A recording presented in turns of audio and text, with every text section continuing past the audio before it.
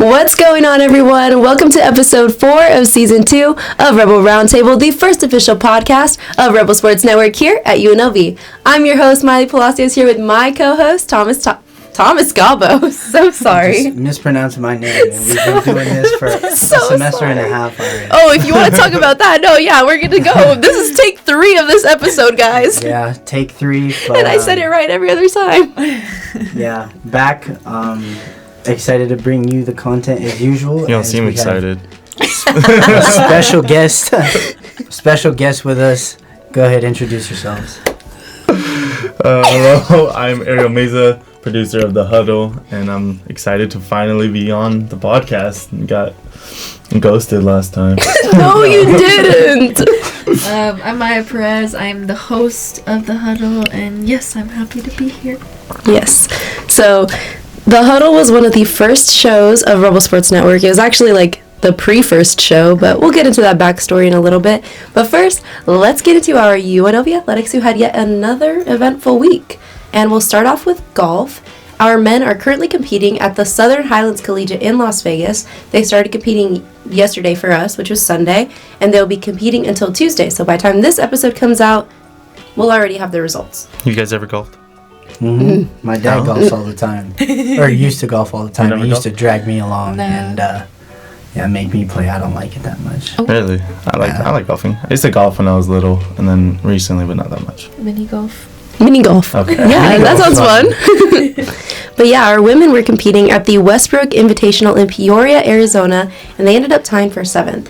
And if Peoria sounds a little familiar, that's where they are currently competing, some of the MLB teams, for spring training. And the WBC starts on Thursday. Hopefully USA can bring home gold just like USA Hockey did. Guys, what do you guys think? Are they gonna bring home gold? No. Yeah, we talked about it a little bit on the Huddle. Everyone else thought USA. I don't know why they weren't really saying Japan. I think Japan's still the favorite. I would have just assumed Japan. But I said I think Mexico's a little bit of an underdog, just like a couple of years ago. They really, in my opinion, were the finalists between them and Japan, and USA got force-fed into the finals for the views and the money, but that's neither here or there. I know, I understand that theory about...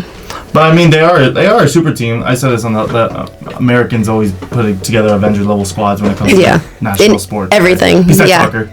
Terrible at soccer, but men's, not women's. Women's soccer is great. Men's soccer. I don't know anything about soccer.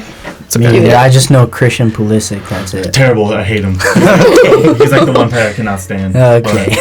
And there's some few, but yeah. So about that Mexico team. Can you even name 3 players? Yeah. Rosarena, that counts. That's my favorite player, Rosarena. Then there's Alejandro Kirk. World Series talent. Just went to the World Series. Right? Didn't win. Okay. He played against another Avenger level team. Could probably beat the USA team. So real. Right. That's like more than Avengers. That's like Doomsday level, dude. And then was that only 2? Yeah. Yeah. And the other there's an Urias, not the one that I actually know because he's canceled. No more. We can't talk about him. He's bad. But there's another Urias that does play for Mexico. And there's a few good talent. They're not bringing their best squad that they could. I see a lot of people complaining, especially with the whole insurance thing going on, right? We talked about it. Who was it? For the pitcher for the Tigers? Right? Screwball. Yeah, Screwball. I think it's him. He's only pitching 1 game for the U.S. And then Denzel. Yep. So, yeah. Crazy stuff coming up. Kind of weird for these major pitchers. Like, obviously you hear Screwball, you're like, oh yeah. For them to be like, no, only 1.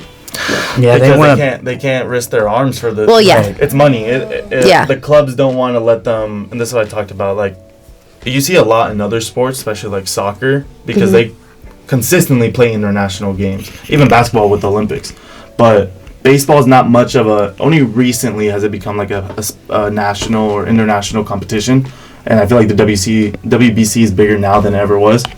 But so they're not used to having to play club and international, and their club teams are not ready yet to be like, okay, you can go play. Yeah. They don't, especially for pitchers. Yeah, given Tarek Scooble's arbitration negotiation stuff, where he won his arbitration, he's getting paid $31 million, but that's only 1 year. He's not locked in long term on a contract, and this year is going to be a contract year for him, so he's probably going to perform well to make the bag. Yeah, slap me a we'll ban, bro.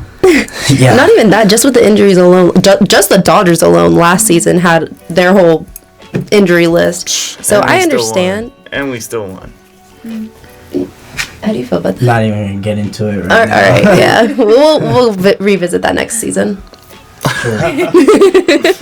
But yeah, moving on to our UNLV swim. We talked about the women last week, but this week the men competed at the Mountain Pacific Sports Federation Championship. And you're going to hear these names, and I'm probably not going to pronounce them all right, but there's going to be one name that shows up in 4 of these gold medals. I ended up winning 6 total. This is what Safari says to pronounce the name as. We have Potkitar, Schneider, Perez, and Huey. They won the 4th consecutive gold medal for the 200 medley relay for the school, pool, and the MPSF record. Clap it up. Those are some Congrats. tough names. What? Those are tough names. Potkitar? Yeah, Guitar, Schneider. and I only typed out the pronunciation. I didn't even try with the regular written because it would be another. We got lights turning off That's everywhere, how long- It's a guys. crazy episode. That's how long we've been in here. 3rd take. Anyway, moving on. We have Wait. I mentioned one thing on the first take. I gotta mention it again. Lana Yamagata. Shout out Lana Yamagata, guys. What a goated name. Say the fun fact. So, Lana Yamagata has, I think it was actually 12 letters in her name. Lana Yamagata. 10 or 12. And 12. every other letter is an A. Lana Yamagata. That's a goated name. Moving on to some more goated names because again, there's one that sticks out the most to me. Actually, two names that become very repetitive. Actually, a lot of these names are pretty repetitive. But we have Diermeyer, Huey, Potkitar, and Perez who won gold in the 200 free relay. Potkitar won gold in the 100 back. Potkitar, Schneider, Bellflower, and Huey won gold in the 400 medley relay. Ian Bellflower won gold in the 200 fly, breaking a 35-year-old school record. And then Bryson Huey won gold in the 50 free. I don't remember the exact time, but I know he got like 19 seconds. Well, that's pretty good. Yeah, 19 seconds in, yeah. Swimming. Flying in the pool. For 50 meters, that's kind of wild. I don't even know if I could get through 50 in like 30 seconds. I don't think I could do it. Let's see it. In a minute. I think I could. You can do it? I think I could too. I don't think I could. I'm not a good swimmer. I can barely I'm like... decent. I'm a decent It depends on the type of stroke. Like if it's I can only backstroke, like... backstroke I is can't good. do Oh, you're lying. Like Doggy paddle? Doggy paddle. No, all I got is- I could backstroke. Yeah, backstroke's probably my favorite stroke. What? That's the... Yeah. Butterfly? No, Can you do that's- butterfly. No. Butterfly? Not good. Not I good. used to train Train? water polo. I used to do water no. polo. Oh. You look like you do water polo. Why are you have you seen guys who play water polo? They're ripped. Yeah. I think water polo Well, might be the hardest yeah. sport. Oh. I don't think that's a hot take. I think that's pretty... Yeah, they like kick each other under the water. Like they're ruthless under the water. Yeah, you know what? Because you Terrible. hear people saying, oh, you gotta run back and forth in basketball and soccer. Oh, you're getting kicked in soccer. Oh, you're getting hit in football. You're getting all that in the pool swimming, Pool, in water all that polo. Water resistance, With can't no move. pads, no And- nothing. Oh, you're so. So- right. And they're like fighting each other under the. As soon as they go into the water, Wait. ref can't see. They're And they, Yeah. Oh, yeah. wait, Haymakers. do. And they have so to the ref doesn't breathe. Go underwater. Huh? and then No. Come on, Blue. And they gotta like cut all their nails so that they can't They like can't scratch each other. Mm-hmm. They're mean, I never. This is ruthless. and they throw that ball hard. Yeah. Shout out all the people that do water polo. Dang. We could not. Well, No. Ariel probably could. I used to be, yeah. I actually used to be a bowling champ too. But we kinda- What in the world is this lore? Okay. Never knew any of this. Alright. But yeah, Huey and Bellflower are automatically being sent to the NCAA championships in Atlanta. And that was our 6th gold for UNLV. So Congrats, guys. wishing luck to Huey and Bellflower. Now moving on to our UNLV track, we have our very own Maia Perez here to discuss a little bit about the Mountain West Indoor Championships. Yes, okay, guys. So, I'll tell you. So, okay, actually, track is actually pretty hard for UNLV because we have, in the Mountain West, we have all these other big schools. So, the biggest one I'd say is probably Boise. And so, if you did look at the stats, you'd see Boise takes it first, like, every time. And then also, the New Mexico Lobos also take. Well, actually, I don't know if they're the Lobos, but they are for basketball, so. And then, are they? Oh, what are they, the Lady Lobos? Oh, right, okay. And then on top of that, we only have a women's track team, so we can't even compete in men's. But on that note, our team finished 10th with 32 points, and that was out of like 12 or 14. But we actually did have some notable people. We had JC Wright, she's a sophomore, and she took second in the 60 hurdles. And you have to do prelims before you can do finals. And in prelims, she got a 8.46, and then she shaved off 0.26. No, 0.2. Yeah. And it might not seem like a lot, hard. but that's a lot. Numbers for track numbers is pretty good. They were just talking about that guy at the combine, that lineman. Yeah. He's like 7 foot tall. Like he's huge, and he shaved off like I think less than that actually, but still everyone that's super impressive. And then you got the haters in the comments like that's not that fast. I can run that fast. I'm like, bro, no, you can't. Okay, you're half his size first of all. This is huge, and he's running. Bro, there was a bulldozer and knock you down. And if I see him running at me, I'm moving to the side. Same thing with Jordan Davis that plays for the Eagles. He's like, damn near 400 pounds and like 6'8", and he's running like 4'8". That's crazy. Yeah, I'm getting out of the way if I see that. Oh, and then finally we had one of our shot put people. They threw 17.09 meters. She's a senior. I don't know how to say her name. Krishna, yeah, the record breaker, 3-time record breaker. With her. We are familiar with Krishna. We should try and get her on. Can you imagine? I got an interview with her. She did? Really nice. Oh, then we got to get her. Got her on the show last week. Yeah, shout out Krishna. Did you guys know about her? Yeah. What she did? Yeah. That's wild. And then go ahead into your lore about how you know so much about track. So I ran track. For what school? Foothill. Here in I also went to Foothill. My rival. I'm from Cali.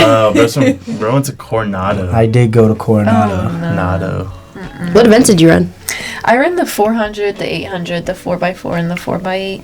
No thanks. Yeah. No thanks. So you did all longer distance stuff. The mid distance. Tell him the impact you left on Foothill. What did Coach Rochelle say about you? Oh my god. We actually had the same coach. He was my soccer coach. He should not. I ran a really bad, I think, junior year.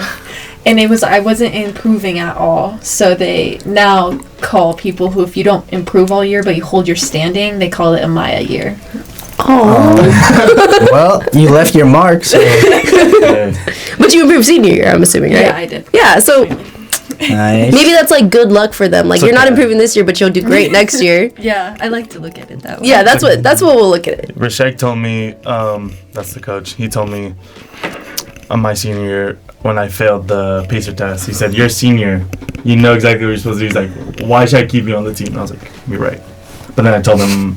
He's like, "Are you even trying?" I'm like, "I'm here, aren't I?" He's like, "All right, you're on the team." Wow. Then I made 2 starts and I got taken off. Yeah. Well, on that note, we'll move on to our UNLV Lady Rebels. They unfortunately fell to Colorado State on the 25th of last week, and they fell 61-77, which I was a little surprised that they lost. Colorado State isn't amazing, but we'll get into that in a minute because they ended up winning against Fresno State, and they won 68-54. Aaliyah Alexander had a season-high 21 points, and Meadow Roland. Double, no in and out, 17 and 12. 17 points, 12 boards. Great job, Thomas. Great job. I feel like we just gotta assume like almost every game Meadow goes in. Just to know she's getting a double. Hoping that they can continue this into the Mountain West tournament. Yep. And Mariah Elohim had 11 points and 4 assists. Shelby Brown celebrated her 1,000th career point after scoring on a free throw, I believe. And then she had 12 rebounds, and they forced 17 turnovers and scored 10 points off of those turnovers. Now moving on to our Runnin' Rebels. Yeah. They fell to Grand Canyon University. Up and down. Yeah. Yeah. They fell 67 to... Oh, Lord. 67 to 80. And I don't know if you guys have seen, but I know you guys have seen, I know you've seen, the comment that Coach Passner made after the game. What are your guys' thoughts on that quote? I just think a lot of people got upset about it, and I did think it was kind of crazy when he said it, because the way Passner's always been in my head is he's so jolly. He's like Ted Lasso, right? Mm-hmm. He's so nice, and it kind of worried me about how jolly he was. So when I heard it, I was kind of glad. I was glad that he finally was like, I don't see behind the scenes too much, but that he's disciplining his team. He's telling them exactly how it is. He's not wrong about what he said. And again, I was thinking maybe he wasn't saying it in a malicious way, that he was saying, like, statistically, this is just the worst team. Maybe he's playing on himself too, like, this is my worst defensive performance in my career.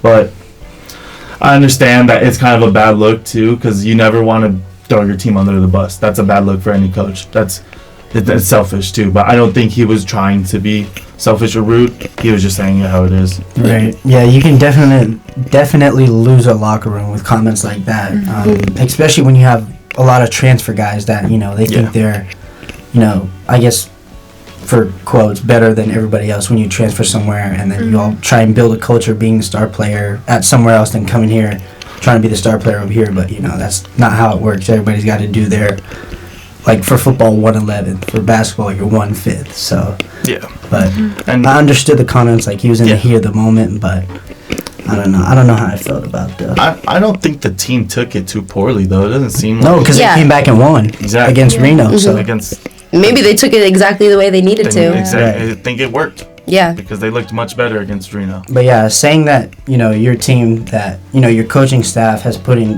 plans for the defense, that's basically saying that your product that you're doing it in practice is not that good too. You're saying that, your team's not good defensively. You're saying that, my coaching product is not that good also. So yeah. But it also could have been clipped wrong. We only saw the, 20 seconds? Right, we never heard the question, so the question could have been worded differently. Or the question could have been fishing for it. Right. Yeah. That happens. Because even the game before that, I know that in the post-game press conference, he mentioned something about typically my teams are a little bit better defensively, and I feel like that was a better wording for it. But depending on the question, which we don't hear, they could have most definitely been fishing for exactly what he said. But these are the reporters trying to do everything for some clicks, some likes. These reporters, as we're all trying to get into this job. But let's not act like what he said was wrong, because that game they blew. They blew it at the end in the fourth quarter because of the defense. Right. They blew it in the end, but they also blew it in the beginning because they don't come out as energetic or as strong as they need to. Started 4 of 24 shooting from the field. Yeah. So that'll. That's that'll been a leave problem you with them all season too. Just coming out flat and having to play catch up. That's what he's been talking about. Yeah.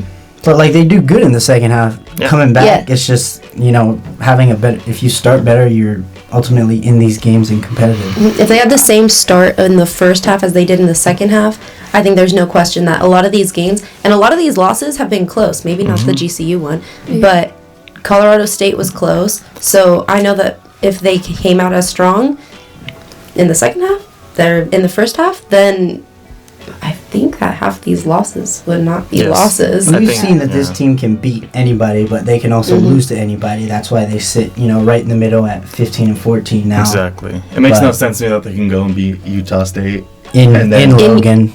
And then lose to Colorado State at home. Come on. But then stay at home and beat It's Reno. a consistency issue. Yeah. It's not a talent issue. It's just being consistent. Beat GCU at home, then lose to GCU on the road. Right, but then have a close game against San Jose State, where they only won by 5, and San Jose State is second to last. Yeah. So, I don't know. It's very confusing. But we know they got talent, right? Right. Yeah. We'll get into that right now. Because on the 28th, which was Saturday, they ended up competing against Maya. Say who they competed against. The Pack of Puppies up north. The They suck. Puppies up north. They suck. They suck. Yeah, we hate them. And for all my friends at UNR, y'all suck. We hate you. What do they do? Where? Wolf down. Let's go. Wolf down. Like, what's his name?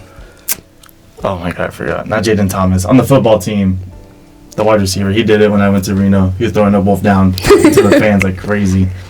Well, they ended up winning in overtime. They won 85-83 in one of, if not the best, not just UNLV basketball, but like UNLV athletic games that I've ever seen.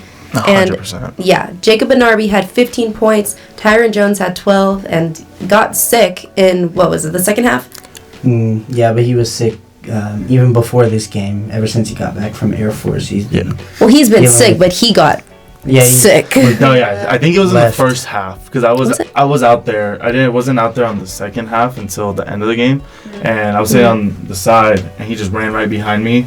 I was wondering why, and then I found out later he went to go hurl some chunks. Yeah, hurl up some chunks, but came back and made two of the best plays late in the game. But we'll get there in a second because Howie Fleming Jr. had 12 rebounds coming off of not the GCU game, but what was it, Air Force, where he had that triple-double? Yes, 10, 10, and 10 with no turnovers.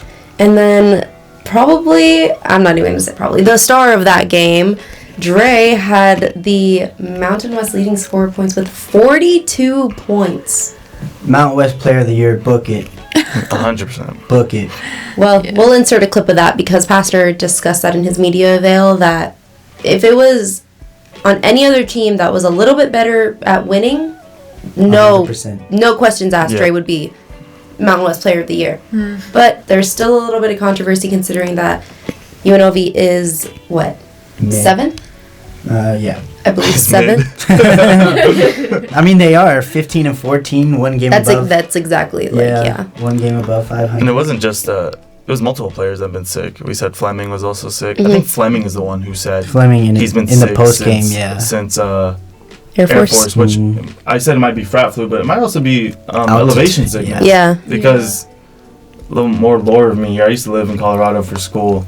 And you do get sick. About that. You do get sick when you get out there. Yeah. I mean, Mile High it's a mile, but mile's not that much compared to some other cities in the world. But you still get it. You get sick for that first week, and maybe it just carried on, and then you got sick again when you got back. So, yeah, I was gonna say when you came down to Vegas, did you notice a difference, or like were you still like when you got lower in the altitude? Right. Bro, like well, when I moved out to Colorado to Denver, I got sick, and then everyone I knew who wasn't from there got sick.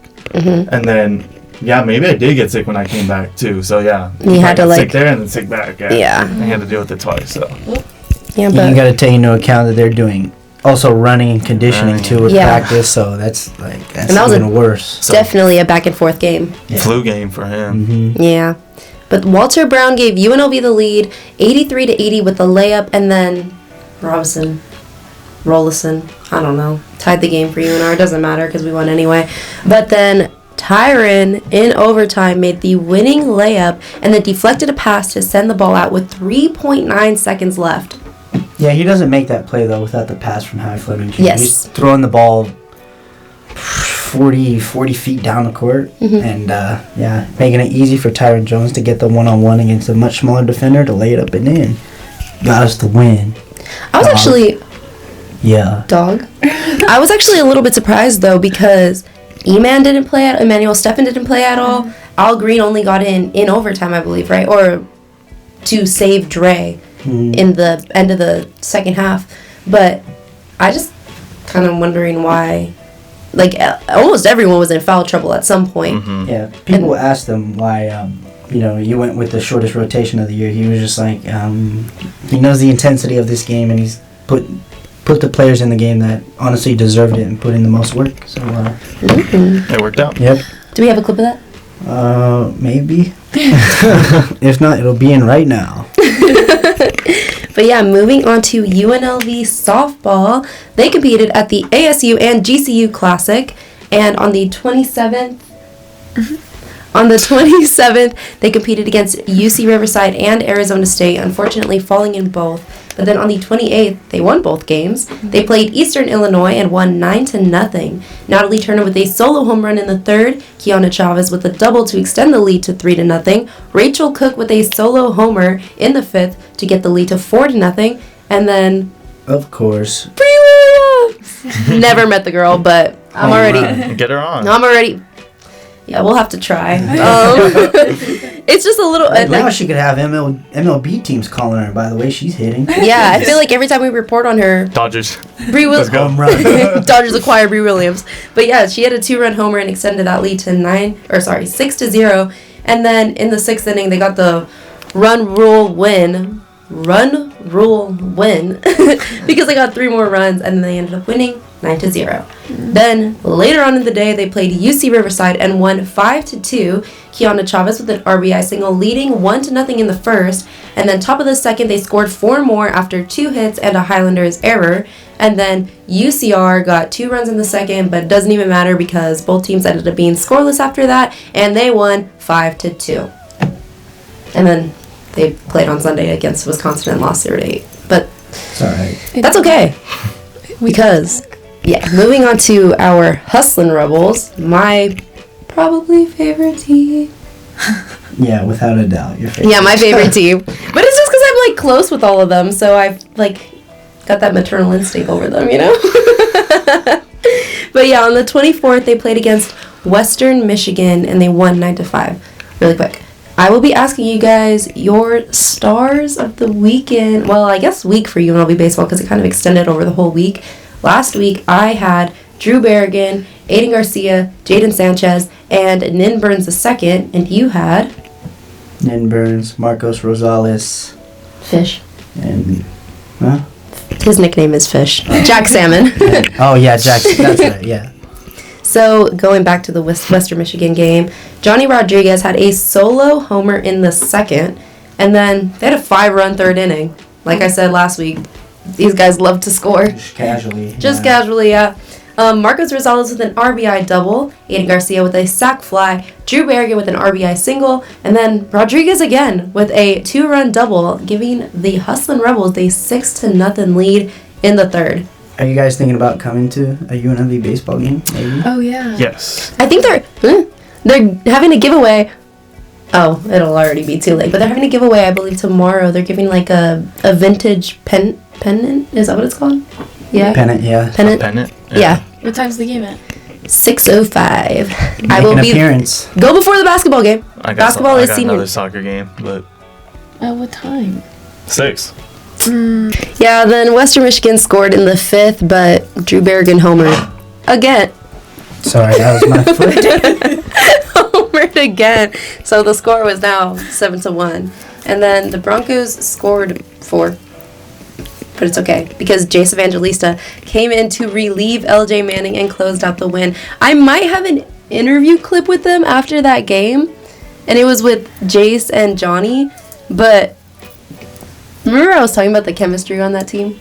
Yeah. So I think it was Jace and Johnny in the front, and then I want to say Jacob Gomberg, Reggie Bussey, Tate Foxon, and someone else. I don't remember the fourth. They were like in the back, like messing with them and like putting the towels on his head, and like I think Reggie started barking at one point. That'd be a fun clip if I could. Barking? Yeah. Like. Yeah. No, like he was like. Like. All right. I'm telling you, these guys just have fun. That's just team chemistry. I'm telling you, I think this team. That's just, and you know what? I think baseball players are the. How do I put this nicely?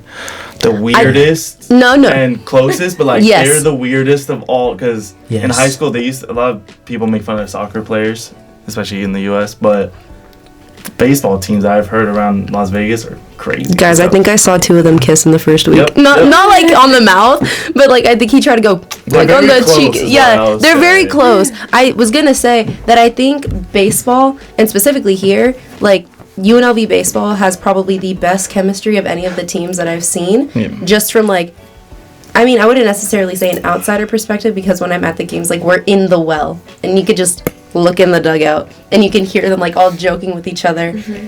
It's just really fun to see, but it's also more fun they just keep winning. Right. Yeah.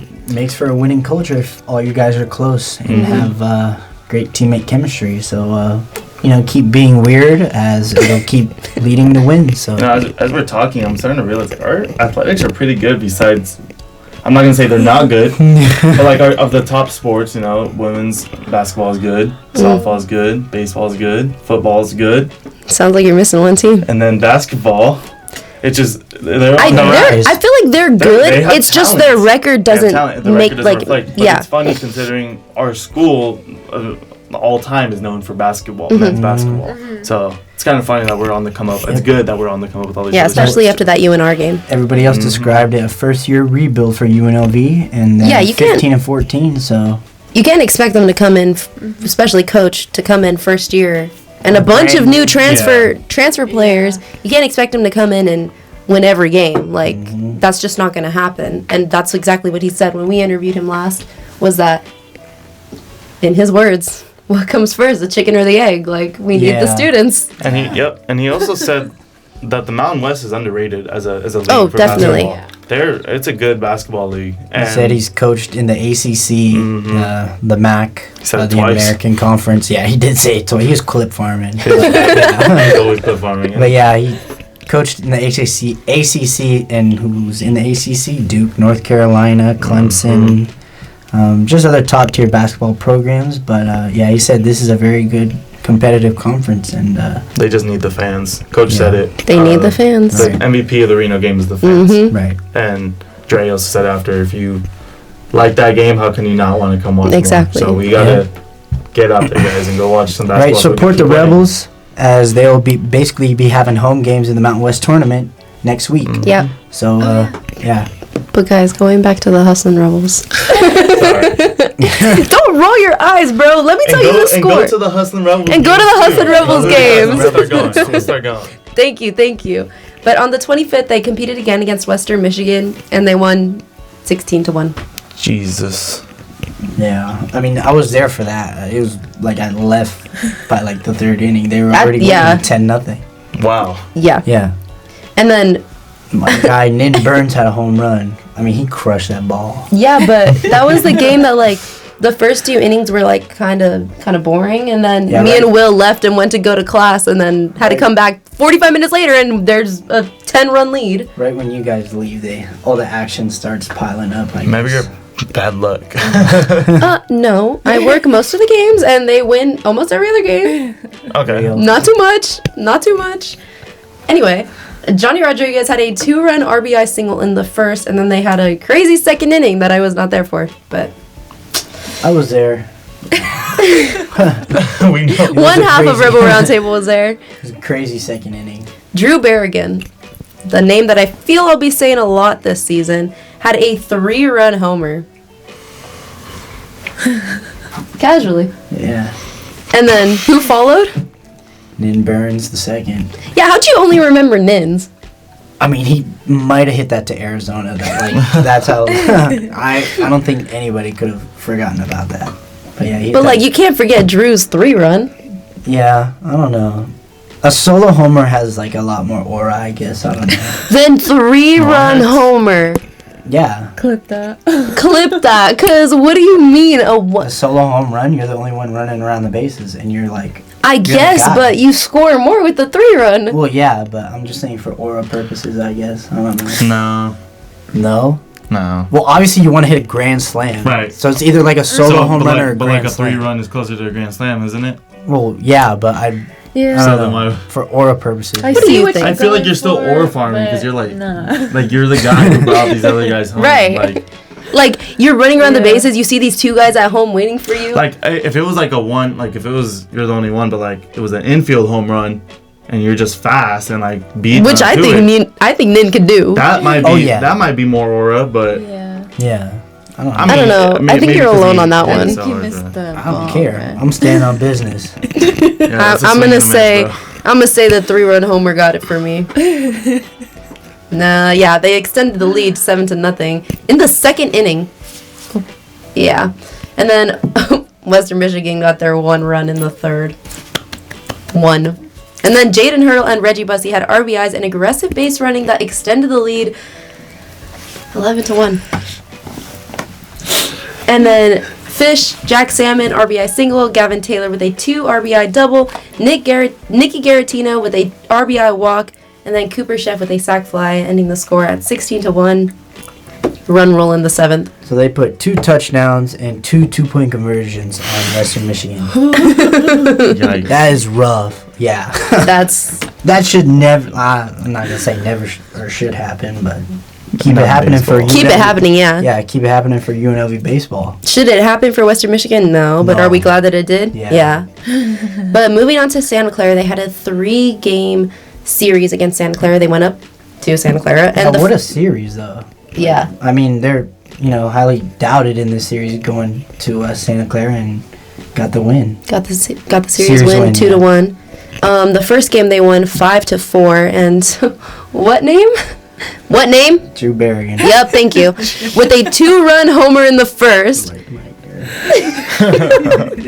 And then Santa Clara got an RBI double and a home run, then 2 more RBIs to get the score to 4-2. But I feel like I haven't really said this name much this season yet, but Gavin Taylor with a 2-run homer to tie the game and send it into extra innings. In the bottom of the 9th, right? 2 outs? Yeah, bottom. Yep. Like, it was the top of the 9th. But Top this was their last attempt to get the game going again. Mm-hmm. And then Jace Evangelista held the Broncos, and Johnny Rodriguez, another familiar name, with an RBI double to win in the 10th. What are you going to say now about the 2-run homers? Are those not as much aura? Are those not as much? It doesn't matter when it's 16-1. Negative True. aura. No, is it no aura? A lot more now. No, is it no aura because they both hit it? A 2-run homer in the top of the 9th, obviously to tie the game, is more aura. So Drew's didn't have aura, just Depending Gavin's? on the situation, yeah. Bro's a Drew hater. No, I'm not. What's the beef, bro? What's the beef? I guess, bro. Let me call him Drew.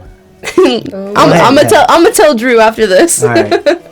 Anyway, moving on to the second win against Santa Clara, where they won 8-5.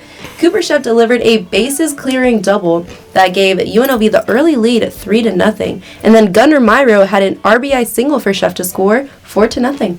But I think those were separate innings, so I don't know how Chef got on base again. He just back-to-back innings. Yeah, Aura? Is that one Aura? He's him. Is that Aura? I guess, yeah. And then the Broncos scored on a triple and RBI double, and then scored 2 more to make the score 4-3. But then Aiden Garcia with a 2-run homer, making the score 6-3 in the 5th. Then Santa Clara scored 2 more, but that's all they could get. And Jaden Hurdle hit an RBI single with bases loaded and allowed Drew and Johnny to score, making the final score 8-5. And then unfortunately they lost the last one 5-3, but at that point Doesn't matter, they already got the series. Yeah, they got the series win, so we ignore the losses here. I just no, we recognize the losses and learn from it. Amen. But if we win, we'll talk about the wins. Duh. Yeah. Well, yeah, we gotta make content somehow. Ignore the losses. Okay, I think I have 3 or 4 against Stars of the Weekend. I have 1. You have 1?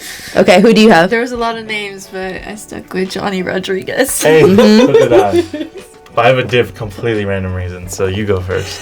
I like the way his name sounds. Oh, mine is exactly because of the name, but it's because the LV Lights, their star player is also named Johnny Rodriguez. So I just recognize the name. I'm like, I like this guy, and I've seen him on social media a lot. He's been going off a little bit. So none of his performance, just his name, or yeah, but performance-wise, yeah. Let's go with this Nin guy you keep talking. I was thinking Nin because apparently he has more aura. Guys, what about Drew? Drew, where is Drew?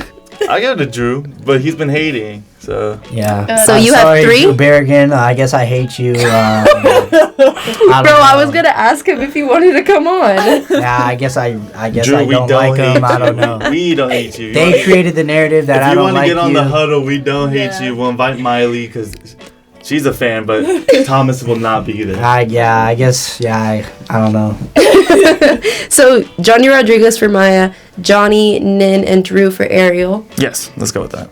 Drew Berrigan first, so she doesn't kill me. Marcos Rosales and Johnny Rodriguez. He's a good first baseman. Mm-hmm. I left out pitchers, unfortunately, last week, so I'm going to say Jace Evangelista with that fun little interview at the end of that first game, and then he saved 2 games. So I'm going to give it to Jace Evangelista, Drew Berrigan, Johnny Rodriguez, And, of course, we just got to give it to Nin. Yeah, how about the starting pitcher last week against Western Michigan, the 16-1 game? I know he pitched 5 innings. Oh, my goodness. Yates. Yes. Yates Bland. Yeah. Oh, yeah. Yates Bland. He'd be my 4th. I honestly think they could have let him go 6 innings, would have been the first pitcher for the UNLV season to get to 6 innings. But I understand why they didn't take it, or why they did take him out. Don't know if you guys have noticed, but UNLV baseball has a stacked pitching lineup. They got absolutely rocked with their roster. So, I mean... Give them all a star. Yeah. I mean, if it's going to be a consistent, these starting pitchers are going 5 innings, and then you bring in these star relief pitchers, I can't complain, especially if they're getting wins like this. Yeah. Shout out Yates Bland, though. Going 6, only allowing 1 run, I believe. Or no. Didn't even allow a run. I don't think he allowed a run. Oh, no, they did. They got their 1 run in the 3rd, I believe. Yeah. So, allowed the 1 run, but only a couple hits. And I believe 6 strikeouts, I think. But, yeah. Now, moving into some upcoming home games. There's a lot of games this week, so we got to stick with the home.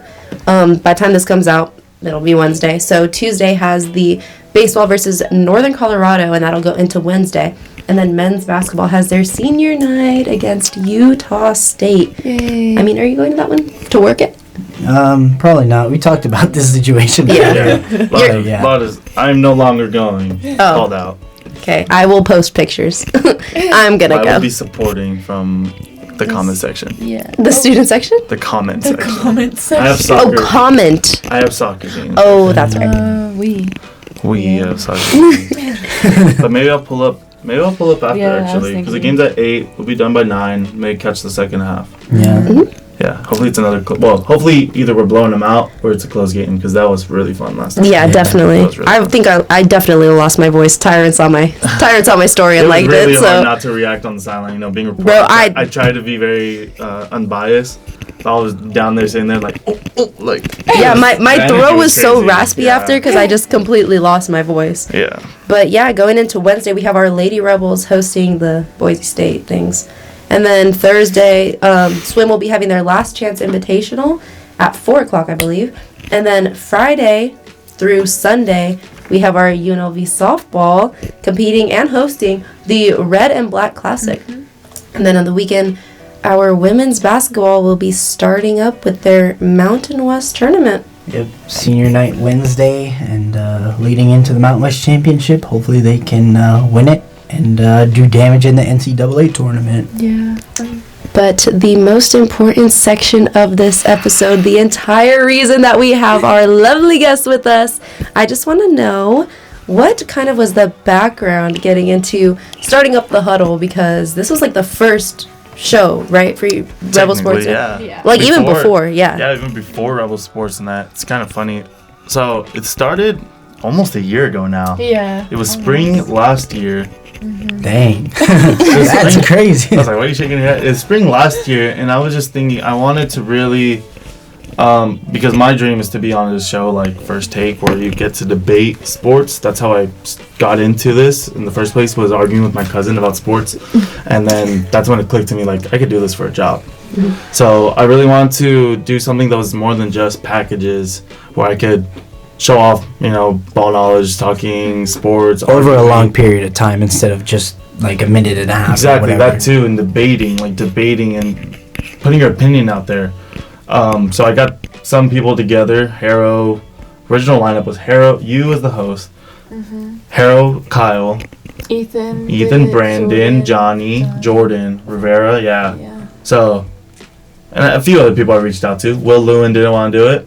Oh. So, but we eventually got him on. But yeah, so it started from home, just over the summer. We only did 3 episodes. It was like consistent 3 weeks, and then we stopped. Everyone stopped. They ghosted me. Yeah. But it was okay. We got busy. Yeah, we just did it from like a Discord call. I had a really nasty looking graphic. It was not a great graphic. I get it. But it was just the start of it. And then coming back that fall semester, I thought to myself, like, it would be cool if we had like other shows besides Rebel Report at school. But no, I'm not saying Rebel Sports Night was my idea, but it was just perfect timing, because I started hearing over the summer that we might do other shows, and then I was gonna tell Kevin about it, and I was already planning to film it in studio. I already texted him, we were all on board. Yeah. And then first day, Kevin announced, "Oh, we're gonna do." Actually, not even first day. I heard it from you that she was gonna announce a Rebel Sportsnet, and I was like, yeah. Oh, I mean, when can she pitch announced this show. that, like, I was ecstatic. I mean, Yeah, immediately I was like, I should pitch the Huddle for Yeah. Rebel Sportsnet. So it was like one of the very first things we pitched, and lucky for me, they loved it. And yeah, it was first episode did pretty good. From there, it's been okay. I feel like one of the first things that I talked about with you when we were starting our show was the fact that a lot of UNLV sports get kind of overlooked. You hear a lot about pretty much football, basketball. Yeah. That's kind of the only things you'll hear about. If you ask a non-sports loving person, probably the only two teams you'll hear about, and that's the reason we started Rebel Roundtable, was to kind of acknowledge and give some light to those teams. And I know that you had a kind of similar reasoning for starting up the Huddle too. So what else do you guys cover? So yeah, we don't really focus too much on UNLV sports, unfortunately. We definitely should get more into it, but I like to cover more national, even international sports, because that's mostly what I watch, especially football. So yeah, and more than just the sport itself, hot topics in sports, like controversial things sometimes, something someone said, or just very opinionated things. So yeah, that's typically what we cover. Yeah. So, as the producer, what have you learned over the course of last semester and then leading into this semester? Like, what have you learned work-wise? Like, the effort you've been putting in? Yeah, like, preparation. Preparation, for Prepping, I'm still terrible at it, but getting ahead of it. Thinking, like, yeah, planning. It's not easy to come up with topics, especially now that football's done. Like, football's my main sport, so now I've kind of put together a team that helps me out. I have the basketball guys, my hockey guys, Kyle and Nate. So they always pitch ideas to me, what they want to talk about. But also being creative, having fun with it. I learned a lot of editing, of course. But yeah, my process for producing it is every week, right when the last episode ends, I think, all right, what are we talking about next week? What's coming up? What's big? Like this week, UFC what is it? UFC like 3 something. 3. Harold would know, but yeah, I'm like, okay. Harold would love to talk about this, so I planned weeks ahead. Like, let's talk about UFC this week. Next week we just talked about World Baseball Classic last week. So when there's something big that's not always going on, definitely looking ahead to that. Writing it down, then making the graphics for it, putting in a rundown. Yeah, just every little. I've learned that there's so many little things that go into producing a show, but it's all fun. It's time consuming, but it's fun. And then I guess what makes you guys different from like a sport, a first take, or a pardon the interruption, or anything like that? It's a good question, huh? I would say that we're still learning. Like, right. We're not professionals. Right, you guys are okay. students doing this. Yeah, we're students. Right. But we don't have the resources those guys have. Right. I mean, they don't got to worry about the graphics, even the show. They just get told not what to say, but they get on there and talk. Yeah. They get the research done for them and put in front of them. I'm sure they watch the games, but that's because they don't have 6 classes to do. Yeah. These kids are doing these shows for us that help me out. They're balancing 6 classes and still come at 5 or 4 to record on Tuesdays. So huge appreciation to everyone who gets on the Huddle and for any of the shows that we have at Rebel Sportsnet. Maia, what do you do to prepare for the show? You do stuff. What do I do? So I have to get the topics from you. And which I send late sometimes. Yeah, I get them like day of. Which I will give you them today. Thank you. And then if I don't know much on the topic, I'll ask the people who are doing the panel. And then they'll give me stuff like the Raptors. We talked about the Raptors last week. So I talked to Whit about that, and he gave me what to say. But I kind of word around. My stuff's pretty corny for hosting. They don't like it, I don't think. I like it. The other day you said something, and the whole control room went, oh. But I think that's something that's kind of special about Maia. Is like, even Peralta said that one of the best things, your personality shines through immediately. And I think that's another thing that'll be different from your show versus, like, what was it? First take. Yeah. Is that? Do they have girls? Yeah. They'll have some females come on sometimes. I have with as much personality as Maia. No. Not in a bad way. I'm saying it like. More hate than Maia does. They're equal, but. Oh my goodness. Is the hate from you? Yes, but I will say, with those other shows, it's. Unfortunately, it's pretty much only the host that's a woman. Yeah. We've had multiple women on our show. We've had 2. No, we have not. We've had Miley, you. I've had Ziana. I've never debated. I've had Maddie. Okay, 3. Maddie, Miley, Ziana. Okay, so 3. I thought I had. But still, hey, it's only been like a season and a half. That was all in season 1, so I gotta get. You're coming on. I'm coming on later on. But you guys gotta tune in for because, I mean, we're both on. I mean, I know we have our own YouTube, but you guys are also on Rebel Sportsnet, like the YouTube, right? Yeah, so I don't post on our own YouTube because the first 3 episodes that we talked about earlier were not exactly family friendly for UNLV, so I didn't want to associate them. I think I'm gonna put them on eventually, but yeah. Just gotta. Don't watch we'll call that season 0. Yeah, that's season. The preseason. The preseason. That would be cute. The preseason, yeah. So don't watch the preseason, but you can start watching season 1. Season 2 is definitely, but it looks better. Yeah. And then Maia, you did a lot of reporting stuff first, and then you started hosting Maia's Minute, and then you became the host for the Huddle. Yeah. So what's been kind of like the journey with those, and then what's been the best part about being the host for the Huddle? So the journey, okay, so really I had to work my way up in Rebel Report by going to the football press conferences at 10 a.m. on Mondays, and I would go to every single one, and then I one day just asked Kevin, can I go to a UNLV football game, and she was like, yeah. And ever since then I just asked Kevin, and I'm like, hey, can I cover this? And she's like, yeah. And then I cover it. That's nice. And then for the show, I noticed that we were missing some things saying when the upcoming UNLV games were, and I never knew when they were, and I was getting a lot of FOMO because I never went to them because I didn't know when they were. So that's when I pitched Maia's Minute to be something, and then they gave me the segment. I've been doing the segment, and that's nice. I'm corny in that too. And then You're just a cornball. Oh, okay. Born on the cob. Yeah, I was born on the cob, and then that corniness transferred over to hosting. I really wanted to host the Huddle. I came up with the name first of all. She did come up with the name. Let's note that. She did come up with the Huddle. Yeah, I don't know. Ariel told me that he wanted to do a show.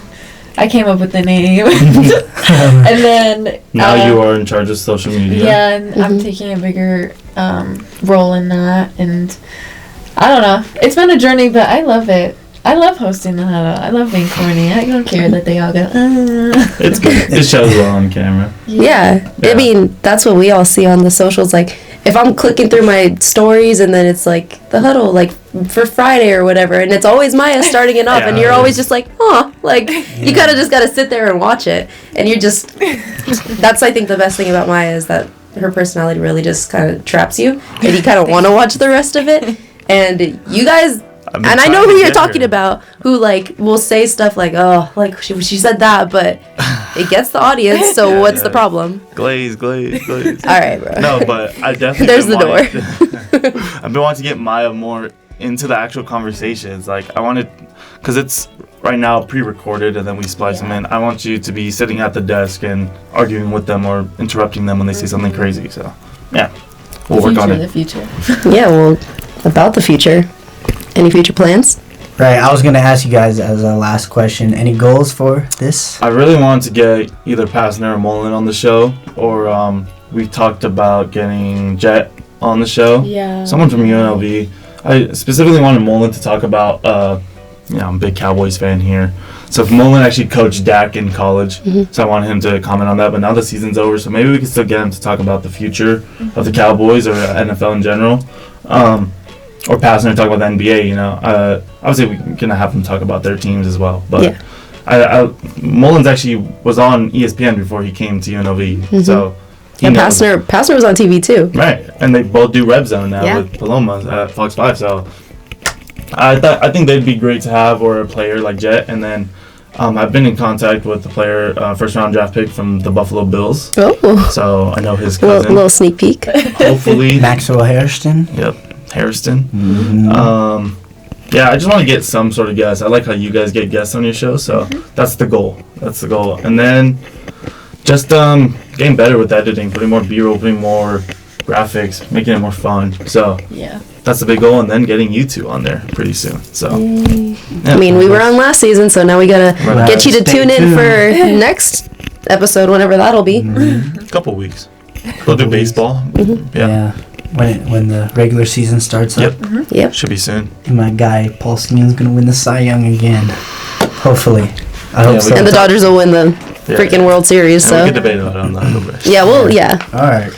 Looking forward to it. Yeah, and speaking of looking forward, I think that's all we have for you guys this week. Thank you so much to Maia and Ariel to come on our little podcast, who followed the Huddle, of course. Thank you. Thank you guys for Tune having in on us. Friday. Thank you. The Huddle comes out Fridays at 10. Fridays at 10. Fridays at So 10. tune in right at 10. Yeah, the view's been struggling, guys. Come on. It's okay, us too.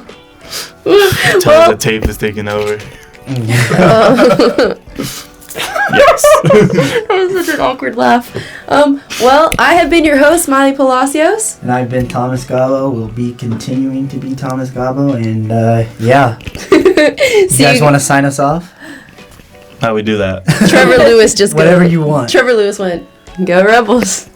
Go Rebels. Shout out Lana Yamagata, women's golf team. Shout out Drew Berrigan. Shout out everyone. Shout out all the Shout out athletes. Rebels. Peace out. Shout out Kyle Sparrow.